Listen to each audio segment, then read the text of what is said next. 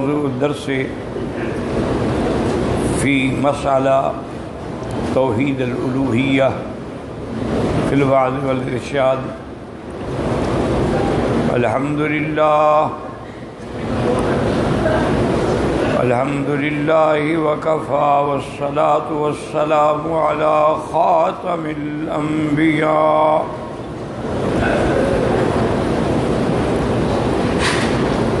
والصلاة والسلام على خاتم الأنبياء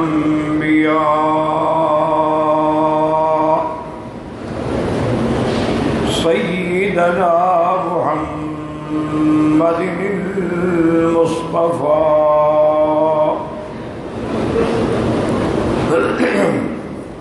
وعلى آله المجتبى وأصحابه النجبى.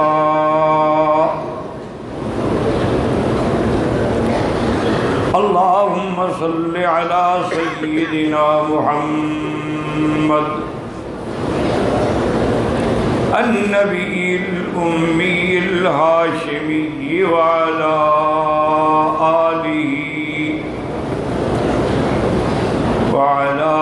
آله وأصحابه نجوم الهدى.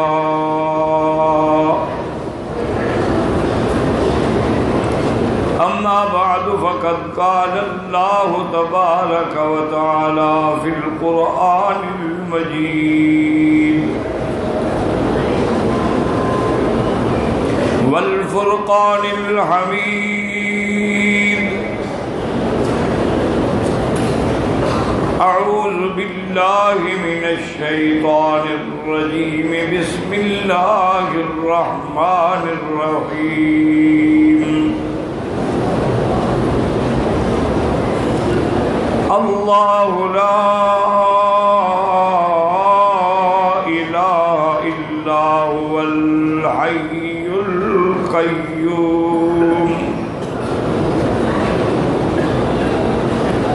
لا تأخذه سنة ولا نوم،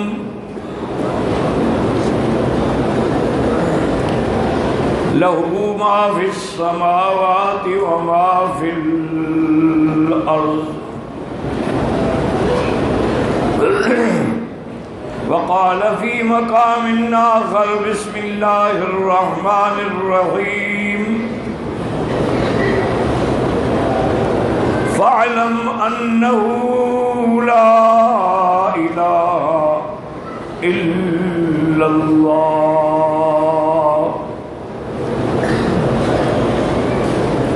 قال النبي صلى الله عليه وسلم: من قال لا إله إلا الله دخل الجنة، أو كما قال النبي صلى الله عليه وسلم. صدق الله العلي العظيم وصدق رسوله النبي الكريم، ونحن على ذلك لمن الشاهدين ومن الشاكرين، والحمد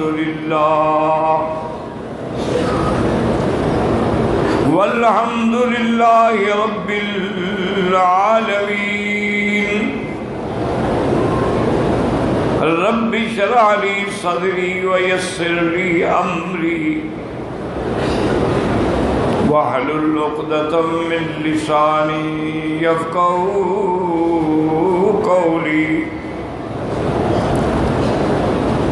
سبحانك لا علم لنا إلا ما علمتنا إنك أنت العليم الحكيم. برادران اسلام، واجب الاحترام بزرگوں، دوستوں، بھائیوں، عزیز نوجوانوں، اللہ تعالیٰ کے کلام مقدس و مبارک میں سے چند آیات مبارکہ اور آقا انعامدار حبیب کبریا سیدنا محمد مصطفیٰ صلی اللہ علیہ وعلی آلہ واصحابہ وسلم تسلیما کثیرا کثیرا کہ فرامین مبارکہ میں سے ایک حدیث تلاوت کی ہے.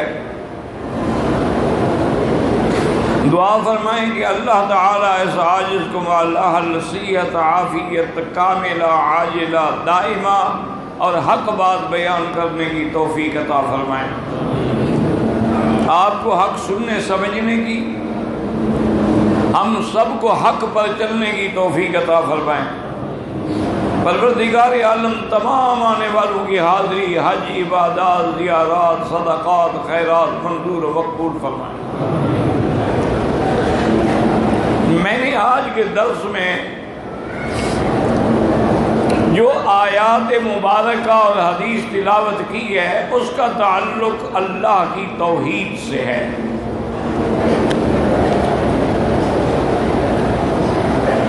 پوری توجہ کے ساتھ بات سننے اور سمجھنے کی کوشش کریں. تین مسائل ہیں جو اصول ہیں، بنیاد ہیں، اساس ہے. اس لیے علماء نے ان کا نام الاصول الثلاثہ رکھا ہوا ہے کہ تین بنیادیں. اور بعض علماء اس کو الایمان بالثلاثیات بھی کہتے ہیں کہ ان تین چیزوں پر ایمان لانا. اور تین مسئلے اور یہ بنیادیں ایسی ہیں کہ جو حضرت نوح علیہ السلام سے لے کر سرکار مدینہ صلی اللہ علیہ وسلم تک ہر پیغمبر نے یہی اصول پیش کیے ہیں. ان میں کوئی اختلاف نہیں.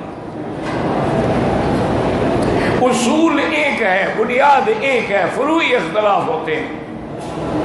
اچھی طرح بات کو دماغ میں بٹھایا کرو. ہر پیغمبر کی شریعت کے احکام میں فرق تھا. کسی پیغمبر کی شریعت میں 3 نمازیں تھیں، کسی کی 4 تھیں، کسی کی 2 تھیں. اسی طرح نماز کے احکام میں بھی فرق تھا کہ بعض پیغمبروں کے نزدیک جب تک مسجد میں نماز نہ پڑھو نماز ادا ہی نہیں ہوتی تھی. ہر حال میں مسجد جانا ہوگا. اور اسی طرح ان کی شریعت میں یہ بھی احکام تھے کہ کپڑا خراب ہو گیا، پلید ہو گیا تو اس کو کاٹ دو، دھلنے سے پاک نہیں ہوتا تھا.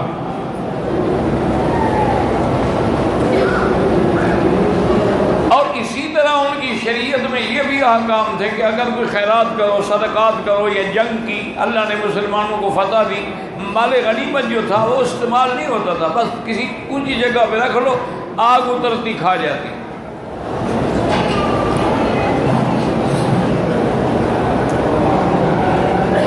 یہ تو حضور صلی اللہ علیہ وسلم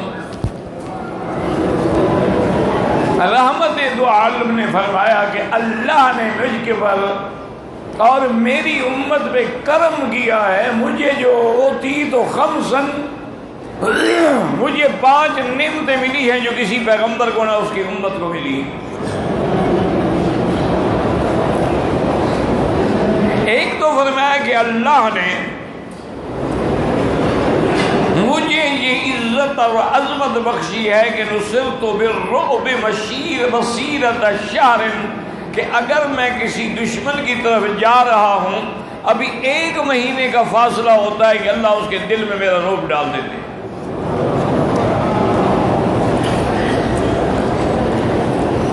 اور دوسری نعمت یہ ملی، فرمایا جعلت لی الارض مسجدا وطہورا، اللہ نے ساری زمین میرے لیے مسجد بھی بنا دی اور پاک بھی بنا دی کہ جہاں مرضی آئے کھڑے ہو کے نماز پڑھ رہا. پانی نہیں ہے، جہاں مرضی آئے تیمم کر. اور اسی طرح حضور نے فرمایا کہ اللہ نے انعام فرمایا کہ احلت لی المغانم، کہ مال غنیمت جو تھا وہ بھی اللہ نے میری امت پہ حلال کر دیا.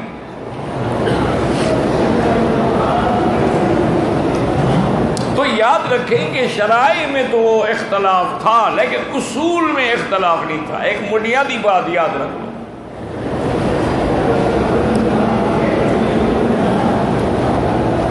اور اسی طرح یہ بھی یاد رکھ لیں کہ آج بھی جو مسائل ہیں اصول میں کوئی اختلاف نہیں ہوتا. جو مسائل منسوسہ ہوتے ہیں ان میں بھی کوئی اختلاف نہیں ہوتا. یہ کچھ سمجھو، کوشش کرو سمجھنے کی. بہت سارے لوگ بلا وجہ لڑتے رہتے ہیں. بھائی جو مسائل قرآن میں موجود ہیں یا فرمان رسول میں موجود ہیں ان میں کوئی اختلاف ہو ہی نہیں سکتا. اختلاف کہاں ہوتا ہے کہ جہاں وہ مسئلہ قرآن و حدیث میں نہ ہو. اجماع صحابہ میں نہ ہو. اب لازمی بات ہے کہ مجتہد اجتہاد کرے گا. اب دیکھیں نا ابھی آپ نے مغرب کی نماز پڑھی ہے، اچھی طرح سمجھیں تو یہ مغرب کی نماز حنفی ہے، شافعی ہے، مالکی ہے، حنبلی ہے، سب 3 رکعت ہی پڑھیں گے، 4 تو نہیں پڑھ سکتے.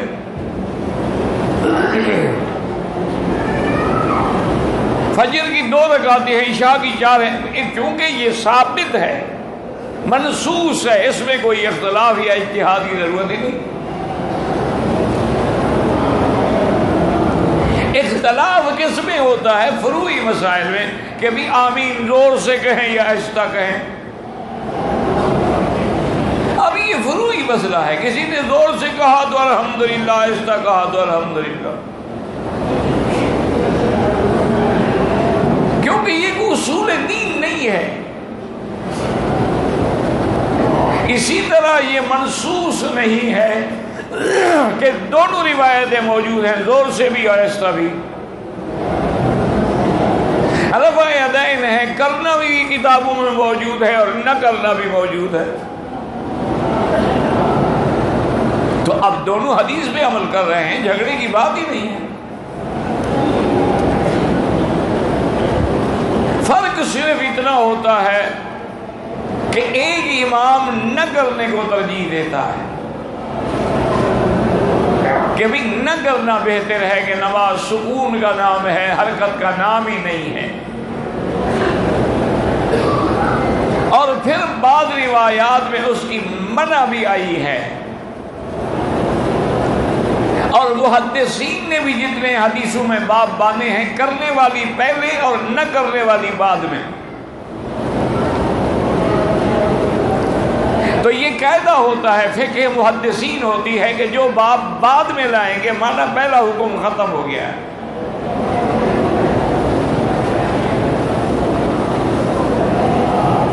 تو اسی لیے ہمیشہ یاد رکھیں کہ جمیع ائمہ برحق ہیں، اللہ ان کی قبروں پہ کروڑوں رحمتیں فرمائے. جمیع صحابہ برحق ہیں، رضوان اللہ علیہم اجمعین.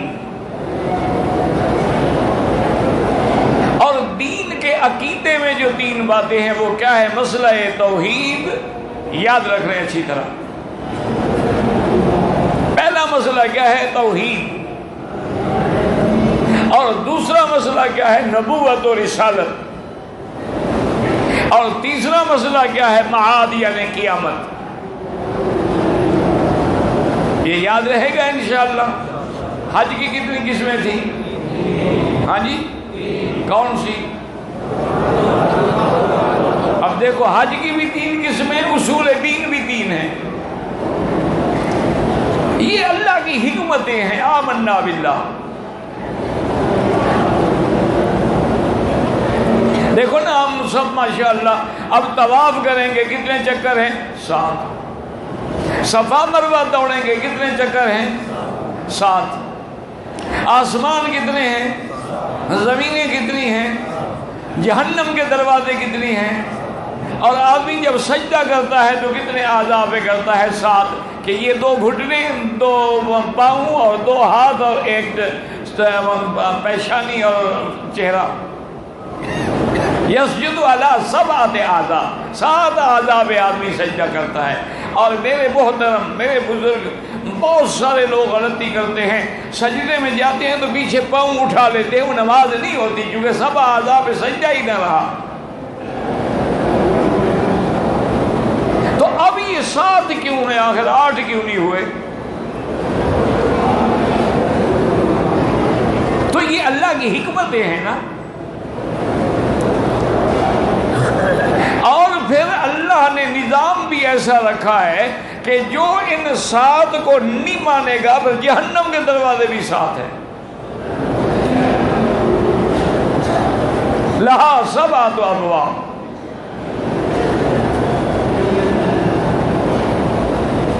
اور اسی طریقے سے سارا یہ اللہ کا نظام ہے کہ اب دیکھیں حج کے ارکان بھی 3 ہیں اور عقیدے کے ارکان بھی 3 ہیں۔ سب سے پہلا مسئلہ کیا ہے؟ توحید، یاد رکھو۔ اچھا، توحید کی پھر قسم ہے جو اکثر ہمارے لوگ نہیں جانتے بیچارے۔ وہ یہ سمجھتے ہیں کہ نماز پڑھتے ہیں، ہم مسلمان ہیں، بتوں کو سجدہ نہیں کرتے، بس ہم پکے موحد ہیں۔ یہ غلط فہمی ہے ان کو۔ اب مسئلے کو سمجھیں کہ ایک تو توحید الوہیت ہے، ایک توحید ربوبیت ہے، اور ایک توحید فی الاسماء والصفات ہے۔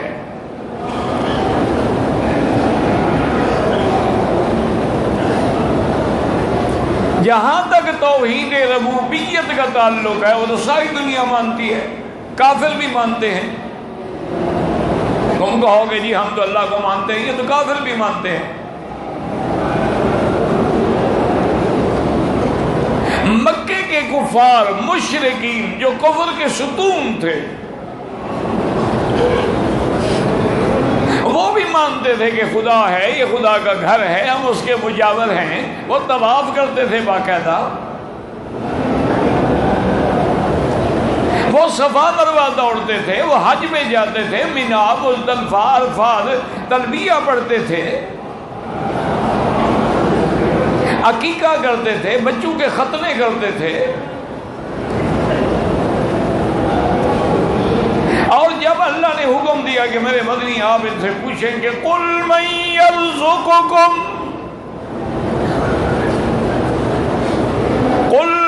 يَرْزُقُكُم مِّنَ السَّمَاءِ وَالْأَرْضِ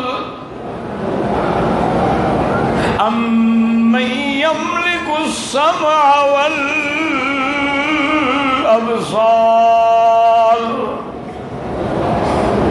وَمَن يُخْرِجُ الْحَيَّ مِنَ الْمَيِّتِ وَمَن يُخْرِجُ الْمَيِّتَ مِنَ الْحَيِّ وَمَن يُدَبِّرُ الْأَمْرَ فَسَيَقُولُونَ اللَّهُ۔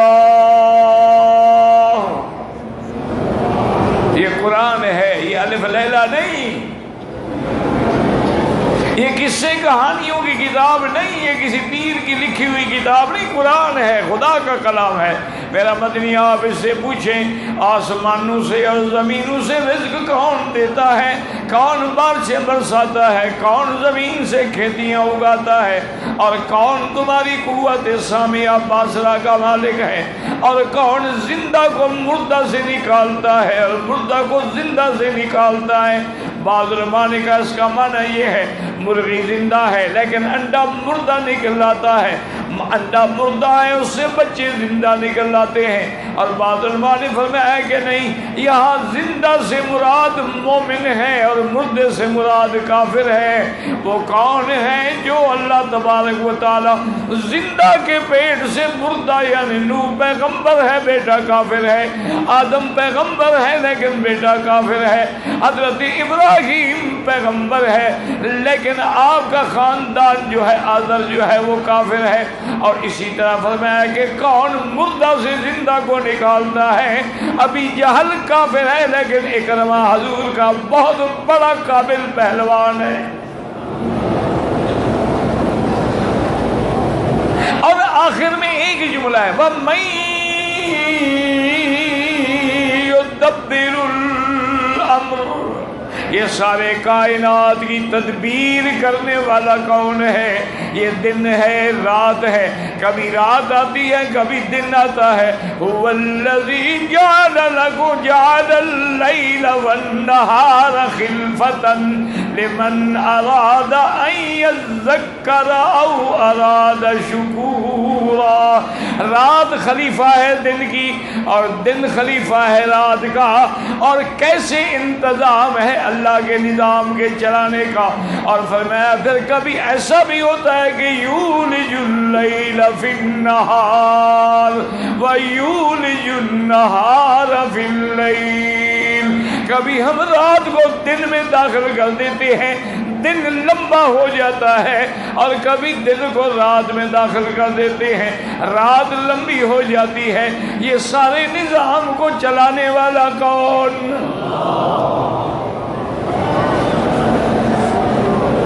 نہیں، ہم تو الحمدللہ الحمدللہ کہہ دو، الحمدللہ مسلمان ہیں۔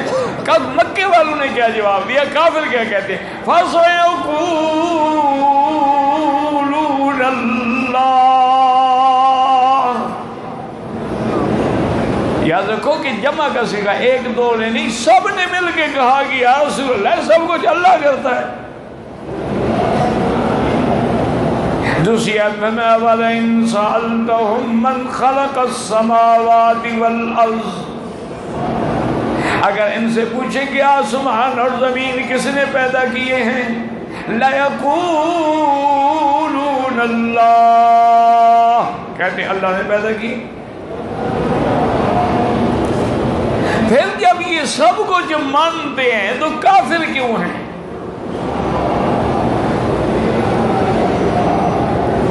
درود شریف پڑھو گے تو بات سمجھ آئے گی۔ یار آج تو دل سے درود پڑھ لو، شاید اسی درود کی برکت سے اللہ ہمیں حضور کی شفاعت نصیب فرما دے۔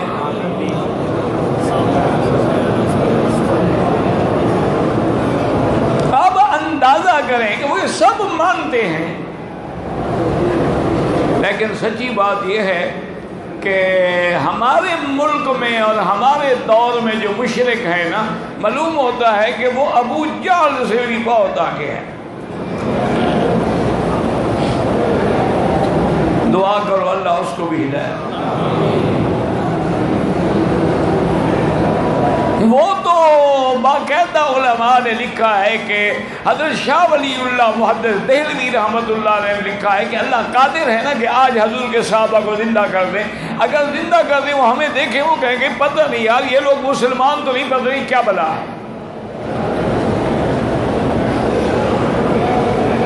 اب مکے والوں نے کیا جواب دیا کہ ساری کائنات کے نظام کو چلانے والا کون؟ اور ہمارا جو ماشاءاللہ کلمہ بھی پڑھتا ہے، نوازے بھی پڑھتا ہے، اور کہتا ہے کہ معزون بھی ہے، مختار بھی ہے، قاری عالم کا مدبر بھی ہے، عبد القادر، اور بندہ قادر کا بھی ہے، قادر عبد القادر۔ یعنی مشرک تو کہیں گے مدبر کون ہے، اور یہ کہے کہ عبد القادر۔ اب خود اندازہ کر لیں کہ اس کی شرک کی کتنا بڑا شرک ہے۔ اچھا پھر نام بھی ان کا عبد القادر ہے، وہ تو خود اللہ کا بندہ ہے، وہ تو خود قادر کا بندہ ہے،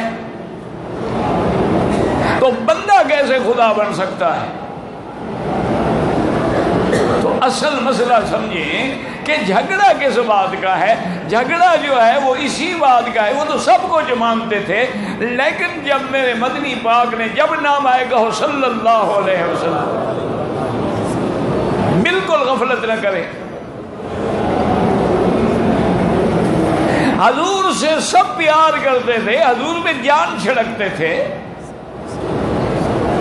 سرکار دو عالم صلی اللہ علیہ وسلم کا اکرام اور احترام کرتے تھے،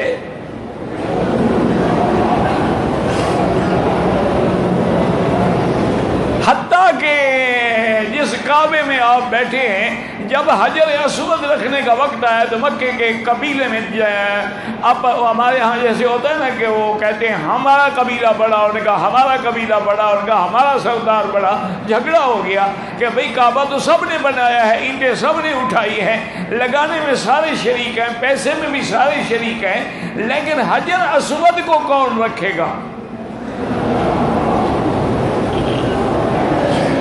اور یاد رکھو کہ حجر اسود جو ہے یہ جنت کا پتھر ہے،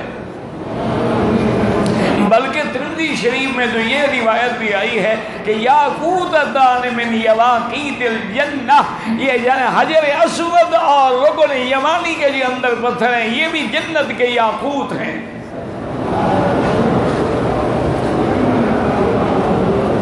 اور یہ بھی حدیث میں آیا ہے کہ جب حجر اسود کو اللہ نے جنت سے نکالا ہے تو اتنا روشن تھا، اتنا سفید تھا کہ اس کی روشنی کا کوئی مقابلہ نہیں کر سکتا تھا۔ حضور نے فرمایا سبدت خطایا بنی آدم، آدم کی اولاد کے گناہوں نے اس کو سیاہ کر دیا ہے۔ اگر ہمارے گناہوں سے پتھر سیاہ ہو جاتے ہیں تو ہمارے دل کا کیا حال ہوگا؟ یہی وجہ ہے نا کہ آپ ایمان سے کہیں ٹھنڈے دل سے کہ ہم جب چھوٹے چھوٹے ہوتے تھے نا تو ایام حج کے اندر یقین کریں ساری رات لبیک اللہم لبیک، ہر گلی میں نعرے لگتے تھے، مینا میں، عرفات میں، مزدلفہ میں، بسوں میں، سڑکوں پہ، ہر جگہ لبیک اللہم لبیک لبیک اللہم لبیک۔ اور جب قافلے حرم میں طواف کے لیے حرم گونج جاتا تھا لبیک سے، آج تو کوئی کہتا ہی نہیں۔ کسی مولوی نے کہا بھی کہو یار لبیک، اچھا لبیک اللہم لبیک۔ اتنے دن سے آپ یہاں ہیں، آپ نے اتنے دن ماشاءاللہ گزارے ہیں، لیکن وہ ذوق نہیں، وہ شوق نہیں، رہ گئی رسم اذاں، روح بلالی نہ رہی۔ وہ بلال کی اذان کہاں؟ حضور صلی اللہ علیہ وسلم نے جبل صفا پہ اس حجر اسود میں جب جھگڑا ہوا تو جو بڑے بڑے سردار تھے انہوں نے کہا بھئی لڑائی نہ کرو، اللہ کا گھر بنایا ہے، نیک کام ہے، نیک کام میں بھی لڑتے ہو، دنیا کیا کہے گی؟ آخر انہوں نے کہا ایسا کرو کہ رات حرم کے باہر سارے دروازے بند کر دو، صرف ایک دروازہ کھلا رکھو، اور صبح کی نماز میں یعنی تہجد کے وقت اور اذان سے پہلے جو حرم میں داخل ہو وہ جو فیصلہ کرے قبول کر دو۔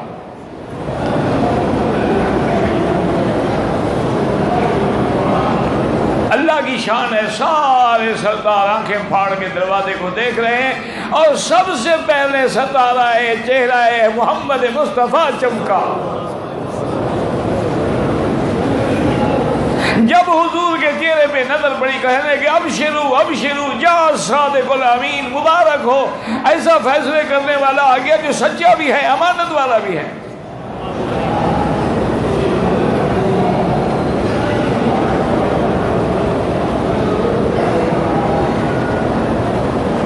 حضور صلی اللہ علیہ وسلم کی خدمت میں عرض کیا حضور ہمارا یہ جھگڑا ہو گیا ہے، آپ فیصلہ فرما دیں۔ فرمایا کوئی جھگڑے کی ضرورت نہیں۔ آپ نے اپنی چادر مبارک اتاری، نیچے بچھائی، حجر اسود کو کہا پکڑ کے اس میں رکھ دو، اور کہا سارے سردار چادر کے کونے کونے پکڑ لو اور سب اٹھا کے لے چلو۔ اب تو سب برابر ہو گیا، لڑتے کس بات سے ہو؟ اور جب دیوار کے قریب ہے خلا ٹھہر جاؤ، اب کعبے کی دیوار میں رکھنا جو ہے وہ محمد مصطفیٰ کا کام ہے۔ حضور نے اپنے ہاتھوں سے حجر اسود کو رکھا، اور وہ پیغمبر جس کو دیکھ کے مکے والوں کی آنکھیں ٹھنڈی ہو جاتی تھی، یعنی آپ یقین کریں عبد المطلب سردار تھے، حضور بالکل چھوٹے سے بچے تھے، حرم کعبہ میں جہاں ان کی مسند بچھائی جاتی تھی اگر وہ نہ بیٹھے حضور آگے مسند پہ بیٹھ جاتے تھے تو لوگ کہتے بیٹا یہ تو آپ کے دادے کی جگہ ہے۔ عبد المطلب سنتے کہتے لا لا لا لا تقولوا له شيئا، میرے بیٹے کو کچھ نہ کہو، یہ پورے عالم کا سردار بنے گا، میں تو صرف مکے کا سردار ہوں نا۔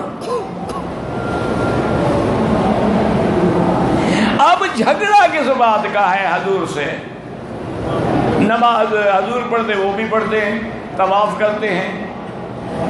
حضور جب سبل صفا پہ جہاں تم نے صفا دوڑنی شروع کی ہے نا جی، اور جس کو اللہ نے قرآن میں بھی ذکر کیا ان الصفا والمروہ من شعائر اللہ، سب سے پہلی توحید کا نعرہ جو گونجا ہے وہ صفا سے گونجا۔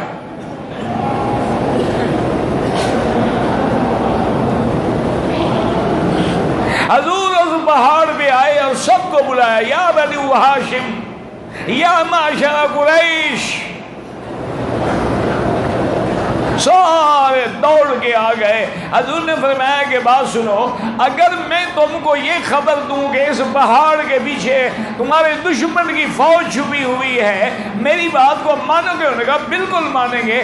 ما جربناک الا صادقا عادلا، ہم نے ساری زندگی آپ کو سچا پایا، عدل والا پایا ہے، آپ کی بات کیسے نہیں مانیں گے؟ تو فرمایا پھر میری ایک بات مان لو گے، عرب اور عجم سب تمہارے غلام بن جائیں گے۔ انہوں نے کہا حضور ایک نہیں ہم 10 مانیں گے، آپ بتائیں تو صحیح۔ فرمایا قولوا لا الہ،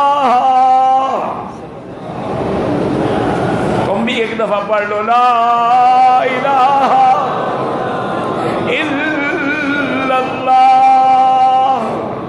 دیکھو سارے قرآن میں جہاں جہاں دیکھو گے اللہ پاک فرماتے ہیں شہد اللہ انہ لا الہ، اسی طرح فرماتے ہیں هو اللہ الذی لا الہ الا هو عالم الغیب والشہادہ، اسی طرح فرماتے ہیں فاعلم انہ لا الہ الا اللہ۔ اور یہی وہ کلمہ ہے جو میرے مدینی عرفات میں پڑھا، فرمایا افضل ما انا قلت والنبیون قبلی، سب سے افضل کلمہ جو میں نے اور سارے انبیاء نے پڑھا ہے وہ کیا تھا؟ لا الہ۔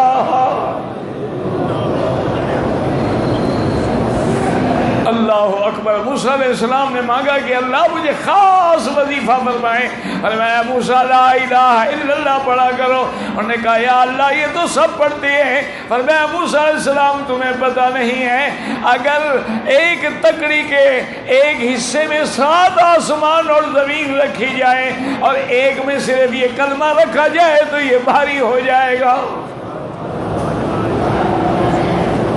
کتنی بڑی نعمت ہے کہ لا الہ۔ خدا کے بندے، اچھا کبھی تمہیں پتہ بھی نہیں الہ کیا مطلب؟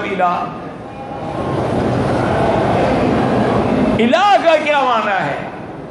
اور حضور یہی کلمے کی دعوت دے رہے ہیں کہ قولوا لا الہ الا اللہ تفلحوا۔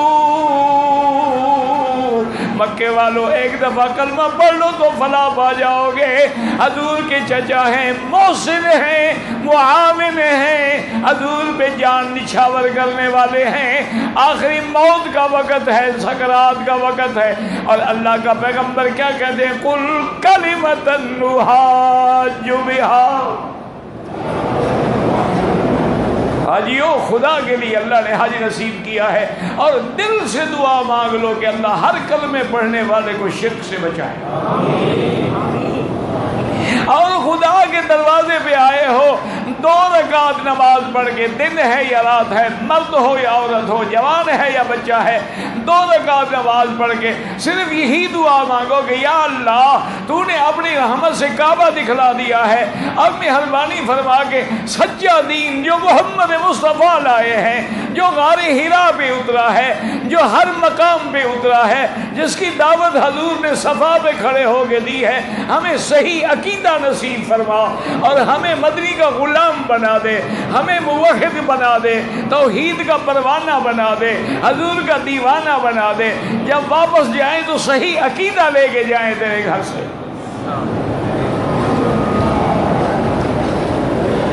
اب دیکھیں چاچا ہے ابی طالب، اور چاچا بھی ایسا جس نے ساری زندگی حضور پہ جان قربان کر دی۔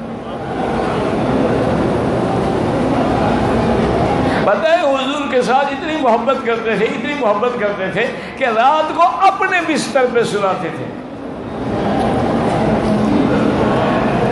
اور کوشش کرتے تھے کہ میرے بھتیجے گرمی زیادہ ہے، قمیص اتار لو۔ حضور فرماتے ہیں چاچا میرا دل نہیں کرتا ہے، کیونکہ حضور بہت باحیا تھے، حضور کثیر الحیا تھے، اشد الحیا تھے، حضور عصمت کا پیکر تھے، حضور موت ہو کے بھی نہیں چاہتے تھے کہ میرے بدن پہ کسی کی نظر پڑے۔ وہ چاچا ہے، باپ کی جگہ ہے۔ آخر فرماتے ہیں کہ ایک دن میں نے زبردستی کر کے حضور کا قمیص اتارا، اپنے بستر پہ سلا دیا۔ ابی طالب کہتے ہیں خدا کی قسم ہے صبح جب میں اٹھا تو پورا کمرہ خوشبو سے دہک رہا۔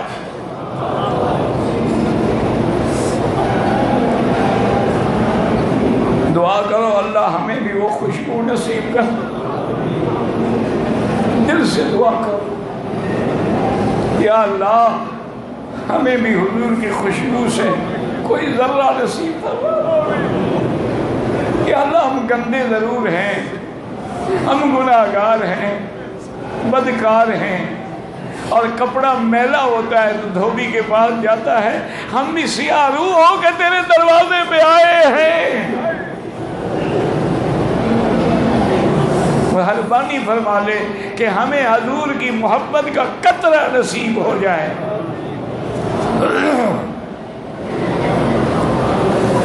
اب دیکھیں حضور کیا کہتے ہیں، یا ام کل کلمتن،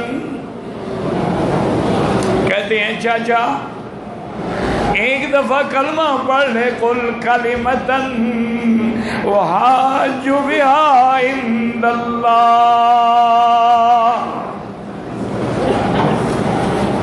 توجہ کر کے سنیں کہ چاچے کو کہیں گے چاچا ایک دفعہ کلمہ پڑھ لے بس، میں اللہ کے آگے تیرے لیے کوئی حجت تو پیش کر سکوں۔ بھئی جب کلمہ پڑھ لیا تو مسلمان ہو گئے، پھر اللہ سے جھگڑنے کی کیا ضرورت تھی؟ وجہ یہ تھی کہ جب سکرات کا وقت آ جائے، جب آدمی غرغرہ لگ جائے تو پھر کلمے کا بھی اعتبار نہیں ہوتا، توبہ کا بھی اعتبار نہیں ہوتا۔ حضور فرما رہے ہیں چاچا وقت تو نہیں رہا، لیکن کہہ تو دیتا کہ میں رب کو منوا سکوں۔ وہ کلمہ کیا تھا؟ لا الہ، دل سے پڑھو ایسے نہیں۔ اچھا یہ لا الہ کیا معنی؟ پہلے یعنی یہ لا، پہلے لا کی تلوار چلا کے نفی کرو کہ دنیا میں کوئی معبود نہیں، کوئی مقصود نہیں، کوئی مسجود نہیں مگر اللہ۔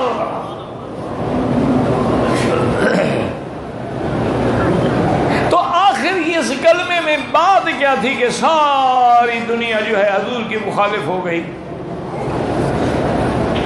بس یہ لا الہ کی تلوار چلی اور دشمن مخالف ہو گئے کہ اجعل الآلہۃ الہا واحدا ان ھذا لشیء عجاب، سارے خداؤں کو چھوڑ کے صرف ایک کو مانے۔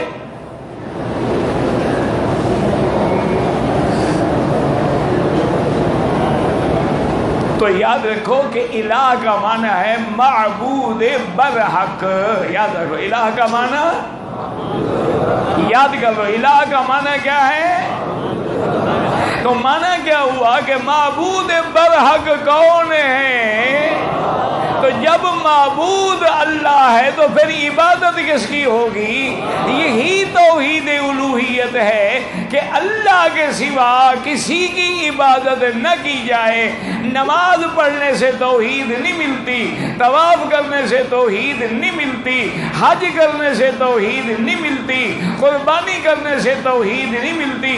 معنی یہ ہے کہ صرف اللہ کا سجدہ کرے اور غیر کا سجدہ نہ کرے، اللہ کے گھر کا طواف کرے اور کسی قبر کا طواف نہ کرے، اللہ کے نام کی قربانی اور نظر دے اور کسی غیر کے نام پہ اٹے گھٹے نہ قربان کرے، اللہ تعالیٰ کو مانے معبود سمجھے۔ رکوع کرنا عبادت ہے، سجدہ کرنا عبادت ہے، خیرات کرنا عبادت ہے، صدقہ عبادت ہے، نظر نیاز عبادت ہے، یہ صرف اللہ کی ہو، اللہ کے سوا کسی کی نہ ہو۔ اب مسئلہ سمجھ آیا کلمے کا کہ لا الہ، اور یہ ایسا کلمہ ہے حضور نے فرمایا من قال لا الہ الا اللہ دخل الجنہ۔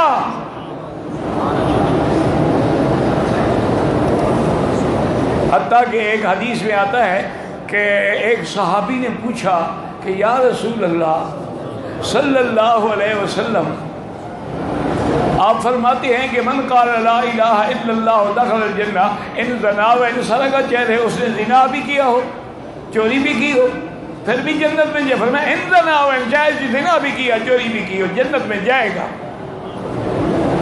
صحابی نے پھر کہا یا رسول اللہ ان زنا و ان سرق، اور میں ان زنا و ان سرقا، صحابی نے تیسرے دفعہ پوچھا ان زنا و ان سرقا، حضرت میں ان زنا و ان سرقا علی رغم انف ابی ذر، ابی ذر زانی ہو، چور ہو، ڈاکو ہو، اگر کلمہ پڑا ہے تو ایک نہ ایک دن جنت میں جائے گا، اللہ چاہے تو بغیر عذاب دیے جنت میں بھیج دے، ورنہ جہنم کا عذاب بھی کاٹ کے نکلے گا ضرور اور جنت میں ضرور جائے گا۔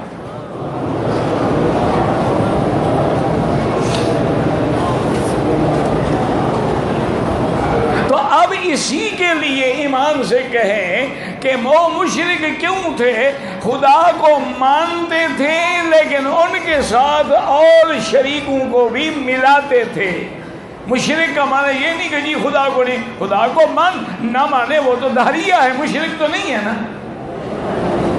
مشرک کا معنی ہی یہی ہے، اللہ کو بھی مانے، نمازیں بھی پڑھے، حج بھی کرے، طواف بھی کرے، لیکن کبھی کبھی قبروں پہ سجدہ بھی کر لے، کبھی کبھی جا کے علی حجویری کی مزار پہ ذرا طواف کے چکر بھی لگا لے، ہاتھ باندھ کے الٹے پاؤں بھی چل لے، کبھی بچے مانگنے کے لیے شہباز قلندر بھی چلا جائے، اور کبھی یہ عقیدہ رکھے کہ بادشاہ بغیر جوتے کے آیا تھا اور پیر صاحب نے ان کو وہ لڑکا دیا تھا، سلیم دیا تھا۔ جب یہ عقیدہ رکھے تو پھر وہ توحید کہاں گئی؟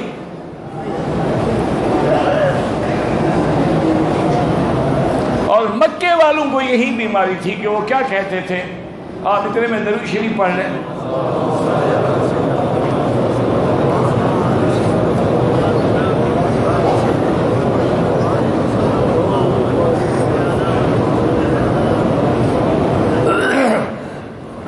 حج میں جا رہے تھے اور پڑھ رہے تھے لبیک اللہم لبیک لبیک لا شریک لک لبیک۔ حضور نے فرمایا مہما مکے والو یہی میں کہتا ہوں۔ انہوں نے کہا نہیں نہیں، الا شریکن تملکہ وما ملک، اللہ تیرا کوئی شریک نہیں لیکن یہ تو تیرے اپنے ہیں جن کو تو نے خود اپنا شریک بنایا ہے۔ یہ جب شرک آیا تو ساری عبادت بھی گئی، نماز بھی گئی، روزے بھی گئے۔ اب دیکھیں آپ کو اللہ نے حج پہ بلایا ہے، پہلا سبق کیا دیا کہ توحید یاد کریں گے، لبیک اللہم لبیک لبیک لا شریک لک لبیک ان الحمد والنعمت لک والملک لا شریک لک۔ اور فرمایا کہ جب قربانی کے لیے آؤ تو کیا پڑھو گے، انی وجہت وجہی للذی فطر السماوات والارض حنیفا وما انا من المشرکین۔ عرفات میں آؤ گے تو کیا پڑھو گے، لا الہ الا اللہ وحدہ لا شریک لہ لہ الملک ولہ الحمد یحیی ویمیت وہو علی کل شیء قدیر.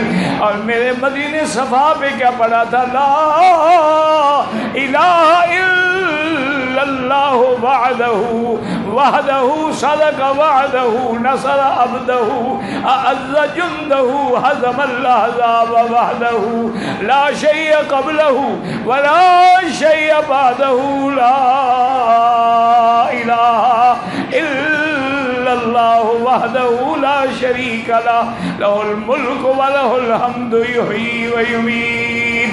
اور حضور جب چلے ہیں اور جب حضور سبز لائٹوں کے درمیان میں آئے ہیں تو پڑھا ہے رب اغفر وارحم واعف وتکرم رب اغفر وارحم واعف وتکرم انک تعلم ولا نعلم.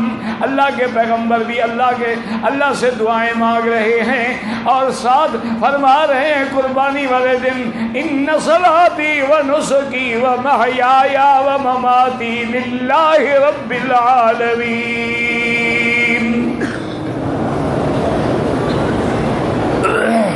میری نمازیں، میری عبادت، میری زندگی، میری موت کس کے لیے ہے؟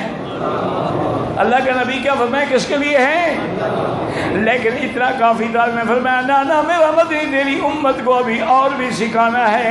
آگے بھی کہو لا شریک لہ وبذالک امرت وانا اول المسلمین. ہر جگہ لا شریک لہ لا شریک لہ لہ الملک ولہ الحمد یحیی ویمیت. طواف کرو تو کلمہ ہے، حج پہ جائیں تو کلمہ ہے. ترانہ حاجی کا کیا ہے؟ کلمہ ہے.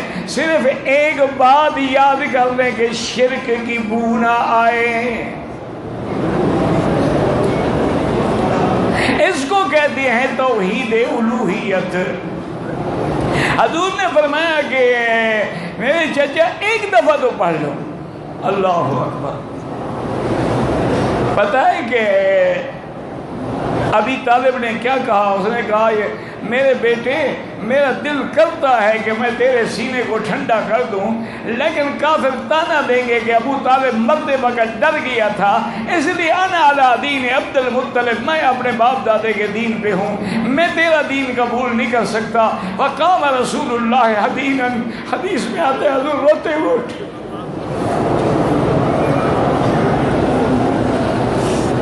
اللہ اکبر. توحید ایسی چیز ہے حضور رو رہے ہیں لیکن اللہ نے تسلی دینے کے لیے نہیں بلکہ الٹا اللہ کی طرف سے خطاب آ گیا انک لا تہدی من احببت ولکن اللہ.